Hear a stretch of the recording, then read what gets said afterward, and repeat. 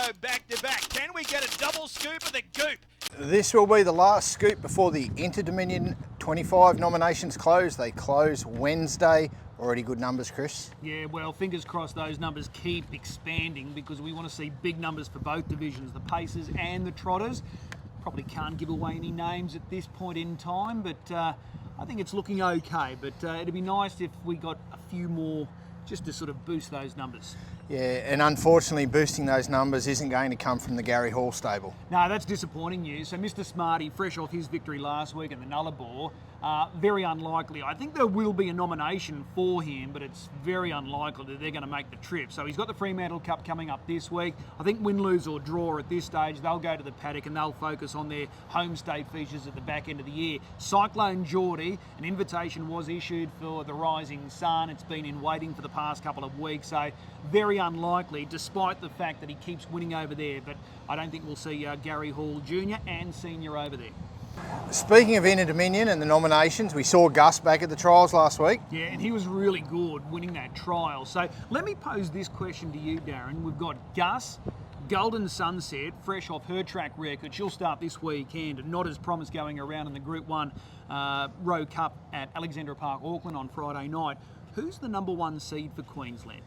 Yeah, that's really tricky because we've got three diverging sort of setups there. You got Gus back from a spell, Golden Sunset flying, and not as promised in New Zealand, probably below his best, or you know, it's hard to gauge where he really is. I thought last week was really disappointing, but you know, back home maybe he's the best. You would say on current form, Golden Sunset. Okay, so when those first rankings come out for the Inter-Dominion, will we see Golden Sunset as the highest ranked Queensland trotter? Yes. Okay.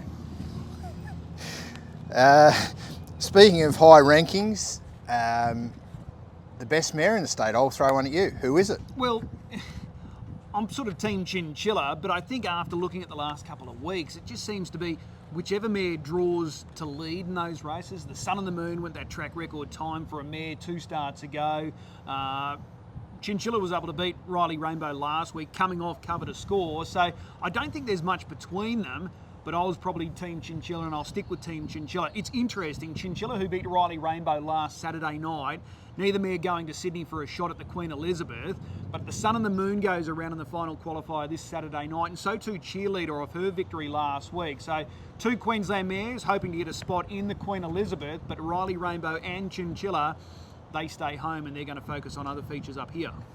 Well, that's an interesting one, and New South Wales Oaks qualifies as well, so the Dixon stable have a Sydney team. Yeah, there's 3 fillies down there for the Dixons. Cool and Classy, she was surprisingly beaten there last Friday night at Albion Park. Ruby Rules goes around. Reds Ablaze, coming off a good trial last week, also steps out there. So Queensland are going to have good numbers in the Queensland Oaks. Let's hope that we can get a few qualified for the final.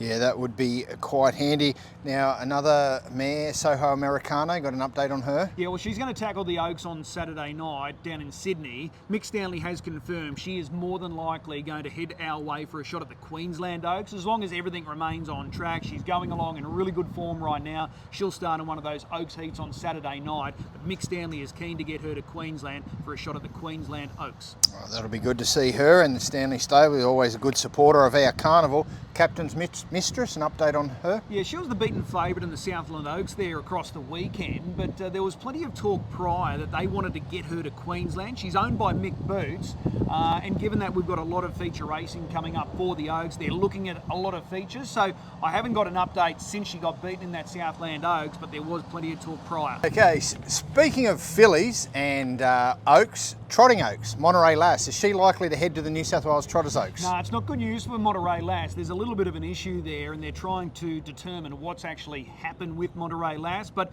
there was talk about sending her down and Aspiring Victory. Maybe Aspiring Victory still goes down, but Monterey Lass is definitely not bound for Sydney, so she's going to stay here in Queensland. Hopefully they can pinpoint that problem and get her back to her best. Yeah, and her best is very good. Yeah. Very good 2-year-old term.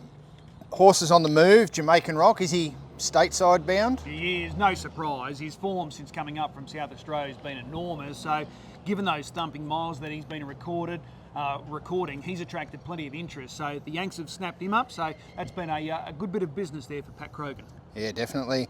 Got a name here, Fitzroy. Are we talking about the AFL team? Now, this might be a horse to follow, Fitzroy. He's going to start on Friday night in Auckland in the featured 2-year-old Colts and Geldings final. He's Queensland owned. He's raced by the Gurney family. He's trained by the Purdens, Mark and Nathan. He ran a really good race last week. He's lightly raced. I'm just going to throw his name out just for the Proto Star. If he runs another cracker on the weekend, maybe there might be a little bit of interest there for a Proto Star spot. Well, there's a few horses starting to put their name forward for that. A couple of the Dixon runners over the weekend certainly up there, fight for victory, one of those. Major Hot, speaking of horse movements, he's the last win we saw him was here at Albion Park. Yeah, the Queensland Derby winner from last year. Last start, Group 1 placed in the Chariots of Fire. So there's been a change of ownership and a change of trainer. He now goes to the stables of Jason Grimson. Does that mean he could be bound for our carnival in July? A 4-year-old, could he be a potential rising sun horse? There's a number of good 4-year-old races during the month of July here in Queensland. So he might be one well worth looking out for. Yeah, definitely. And while he may not be leap to fame level, Queensland Derby victory, Rising Sun victory the following year. Could it be a path? Mickey Joe. Yeah, Mickey Joe comes up from Tasmania, joins a good stable here in Queensland, so don't be surprised if this horse does a nice job up here. Nicely bred, overall record's good, so we've got a Tasmanian finding its way to Queensland. I'll say 3 words here and I'm sure everyone will know who I'm talking about. Yep, got Chooks. Yep, Chris Frisbee, he's just about back in town, so over the next couple of months you'll be seeing more of Chris Frisbee here in Queensland, based down at the Tweed. He loves it down there. He'll partner up with his old mate Johnny Bazirio, so Chris Frisbee back in town. Yeah, the Kira Hotel won't know themselves. Sad piece to leave it on here.